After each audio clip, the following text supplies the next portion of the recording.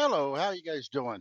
This is Albert Hoffpower. I chose the title "The Mad Libertarian" on the studio because my political leanings are libertarian. Most people think I'm fairly mad when I'm talking. Really not. Just come across that way. Um, Try to fix it. It is what it is. Welcome you to my channel. I'm going to try a little sound effect here. Yay! So this is my first time doing this. I'm kind of learning the platform and not going to invest a whole lot in equipment or backgrounds or set decorations or anything. So you get to see my office in the background there. Do have some notes. So I'll do a quick introduction. Uh, kind of let you know a little bit about me. I'm libertarian. I can be outspoken on things that I really believe in. Not against other people's opinions. Love to hear them. But if you're looking to change minds, you better bring some real hard evidence, not how you feel. I like sending lots of links to things that I've looked up, trying to find as much of an impartial site as I can. A lot of people confuse me with being conservative, not as conservative as I am liberal. There's certain things that I'm on both sides of the fence here. Um, Abortion, drugs, religion tend to be I lean a lot more liberal. And then on fiscal responsibility, government, things like that, I tend to be much more conservative. Kind of live by my life by the motto of let other people be adults and handle their own life. I expect the same in return from them. And hopefully we can respect each other's differences, have some heated arguments every now and again, and still be friends in the morning. What else? It's an introduction. My history had a very eclectic history in that I grew up. My mother was a unique individual. She had no empathy whatsoever. So it was a interesting upbringing, and some of her. I'm gonna adjust this a little bit. Some of her viewpoints and stuff growing up definitely shaped part of my adult behaviors and viewpoints. Um, I grew up mostly in boys' homes. She got pretty much got tired of me when I was about 8 years old and dropped me off at the juvenile hall parking lot in San Bernardino, California, and moved out of state. Before that, I had been through all 48 of the continental United States simply because she would move to one state, set some folks up, and basically have to run from the law, and she would already have had set up across the country a place to go to and a new identity and all that stuff. And this is back in the late 60s, early 70s. So she didn't really have to worry about the electronic tracking so much. And just moving from state to state let her get away from a lot of the trouble she caused. And then when I started getting old enough to ask questions and really start challenging some of the stuff she was doing, she decided it was time to leave me behind. From there, because I had committed no crimes, did not go into juvenile hall, they started sending me around from satellite homes and boys' homes and things like this. This is, I guess you could call them orphanages, but they weren't really orphanages. They were just for kids that had no place to go. When you're 8, 9, 10, little boy, they don't really want to adopt you. So there was no adoption processes. By the time I was 16, almost 17, I'd become a ward of the court, which means that may have been earlier than that. That was a long time ago. But that means that my mother, who had been in and out of my life since then, just to basically jerk my chain and see what she could get, had no more power to do anything whatsoever. And she was very annoyed by that. When I was 17 and a half, almost 18, my father decided to send for me. And that didn't work out well, even though I was going to high school. I was making a very good GPA. I did have a job at Taco Bell. The stepmother, the woman she had married, had some differences with me and convinced him to kick me out on my 18th birthday. So I got to spend just enough time with him to lose my ability to get any of the programs California had set up for young men that were getting out of the system, had job training opportunities, things like that, which I no longer qualified for because I was not in the system there.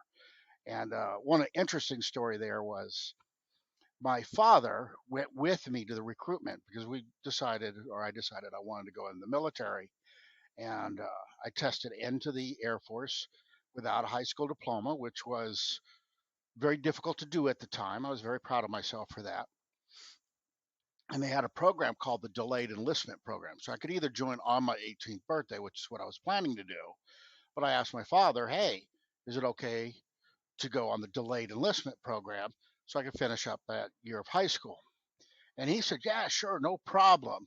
Knowing, and this is in December, like seriously 3 weeks before my birthday on January 5th, knowing full well he's kicking me out of the house on January 5th.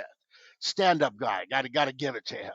So he stuck to that whole parenting thing for a good 6 months. I was not in no legal trouble. I was not back talking them. Spent most of my time in my room, mostly asleep because between school and work, I was pretty busy. He just didn't want me in the house, and on my 18th birthday, kicked me out without any baggage. By the way, I didn't have anything but the clothes on my back. He did buy me a bus ticket back to California, but I had no destination there. Would not wait for me to go into the military. I did ask him, hey, look, just let me hang out till I can get in the military because you're the one that suggested delayed enlistment. And he refused to do that. So I was homeless for a few months until I could go into the military. I went in LA, and very much thanks to my sister and her husband slash boyfriend at the time. I'm not sure if they were married at that time. They did get married at some point in time shortly thereafter. If not, if they were not already, they did put me up for a couple of months. I was not the best guest. I was really down and poor pitiful me situation. That world was kicking me a little bit too hard. I could have been much more supportive of them. So I want to make sure I do give them full credit. They were not wealthy by any shape, means, or form. They were very poor at the time, and they still had it in their hearts to let me stay with them until I could go in the military. When in the military, that straightened me out, really opened my eyes to a lot of things. uh, Kind of gave me a better perspective on life. Of course, didn't stay in the military. I was convinced I could get out of the military and make my fortune in the real world. Military was only paying me airman's pay. I was sure I was worth so much more. Got out, skipped through a lot of jobs. Another person helped me out, Karen. Uh, Good friend of the family. She had actually met my mother in Connecticut, moved out here to or moved out there to California during one of her jaunts. And Karen, stayed in California as my mother hopped around the country all over the place. So Karen was pretty much an anchor in my life for many of my formative years and helped me out a little bit when I got out of the Air Force. Let me stay in the room behind her house. I did help fix it up somewhat. Uh, Probably once again could have been a better tenant, but a lot of that is hindsight. As I realize now that I did not do as much to repay her as I could have, and now that I have the means to repay her, she doesn't have any real need for that. So it's an outstanding life debt that I try to pay on by taking in the what do they call the students? Exchange students. Did that for about a year, and I do try to pass it on. I try to help my friends' kids out and things if they need it. So it's there. It's the whole pay it forward thing going on. During this time, I was very confused about my political agenda. I thought socialism would work great when I was a teenager. Then getting into college, I did put myself through college, uh, pretty much working till I saved enough to go through college for a year or so, then taking time off to work some more and save up again and do it again. I did go to the city colleges. I went to Valley College. It's a two-year college. Then after I got my two-year degree, I went to Cal State San Bernardino and got my computer science degree there. Also, during this time, I kind of learned that the socialism thing doesn't work because anytime you involve humans, they really screw up things that should ideally work. A lot of this came from when we did labs in the computer science labs. You would do a lab, and everybody would have to participate in creating a software program, or in some cases, making the hard drive operating system, things like that. And then you really kind of opened your eyes to the manipulators, people that would work so hard at not working. It would have been easier for them to just do their part of the work, but they would manipulate other people to do the work for them, or else nobody would get a grade. And kind of convinced me, well, you know what? I don't think socialism would be the best uh, political system if you have humans involved, because you always have people that would overachieve and underachieve. And the people that underachieve really enjoy beating the system. Leads me in a quick story, and I tend to ramble and go into little stories. If this bothers you, leave it in the comments. If enough people comment, I'll quit doing that. I find it entertaining.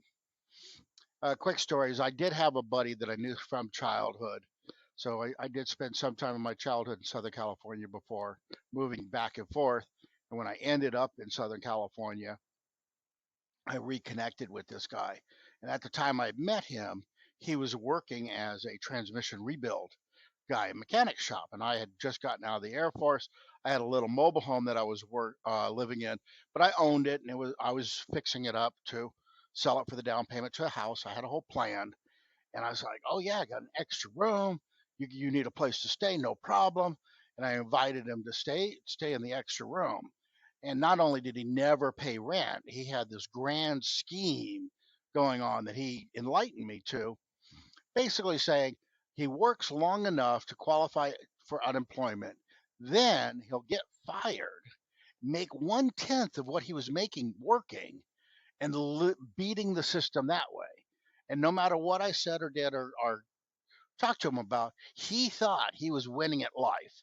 So he would work there for a couple of 3 months, get enough money to actually do well and buy himself a couple of few little things, then immediately get fired to live off of unemployment, which was so low he could barely afford the basics that he wanted in life. He could get a little bit of booze and some cigarettes and food and things like that. And then that was it. That was his grand scheme on succeeding in life. So that was another, and no matter what, we could not convince this guy that he could just stay a mechanic. I mean, he was very good at it, but he didn't want to. Anyway, that's that little story. Currently, and I'm gonna skip ahead a few years here because don't want to make this like an hour long or anything. Currently, I'm working as a network engineer. Been doing this for about 30 years, close to 30 years. Very much enjoy it. I'm very good at it. Not so good at the people thing, but doing technology and computers and all of that, I very much enjoy. So, working for the state of Texas, out here for Texas Education Agency. They seem to enjoy my work. I enjoy their paychecks and their benefits and their pension plan. So probably going to stay there until I retire. Currently 56, so it's not too far in the future. Thinking about things like that. Um, been married for 26, going on 27 years. Very beautiful, feisty Filipina woman. Met her in the Philippines. I was stationed in the Philippines in the Air Force. Um, we seem to be getting along pretty good. It's 26, 27 years. We've had a couple of fights, but other than that, we get along very well. She's very independent. She likes doing her own thing, and we get together when our paths cross and kind of break apart when they don't. She's a very religious person, goes to church quite often. I'll take the glasses off; they're a little bit distracting with the shine there. Does choir there. She also does dances with the Filipino community here in Texas. She is going caroling with some of her friends. So she's busy on a lot of things like that. Yoga classes. We get together in the evenings and catch up then.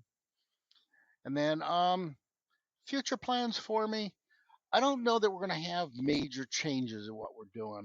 I'm looking at staying, like I said, at staying with TEA. My wife also works for the state. She's looking at staying with her department until she's eligible for the pension. And then we're probably both going to take the pension, find a nice little routine to get into when we get retired. Probably going to go vacation a few times a year, go back and visit family all around the world. We both have family all over the place. Be nice to pick up the threads on those relationships and see what's going on. Nothing else really planned for the future. We're going to take it as it comes. We did build a house here in Texas that we're very comfortable in. I'd like to keep that if we can keep the taxes from kicking us out of the house. They're getting a little bit crazy with the taxes, but where we've been able to handle it so far. For the future of this, I don't know, just something I wanted to try out. The podcast. I tend to get in very animate conversations with folks. I tend to believe they're enjoying it as much as I am, and maybe there'll be folks out there that find this content enjoyable and engaging and thought provoking. If not, hey, move on. It's a click away to get out of here. If you do stick around, uh, I'm planning on making this probably going to be the majority of stories about my life, things that I did growing up, or current affairs, things that happen at work, interactions with folks, but probably going to be about 50+% political viewpoints and leanings and what I think about Roe versus Wade and drugs and immigration and all of these things that people just so much enjoy disagreeing about. I think I might surprise some folks on my stands on some of this stuff. Probably going to be fairly predictable on other stances. We'll see where it goes. A lot of this is going to come from how many subscribers and how many comments I get from folks and things like that. So maybe that nobody wants to hear my old fat butt saying things, and which is good. I mean, that's excellent.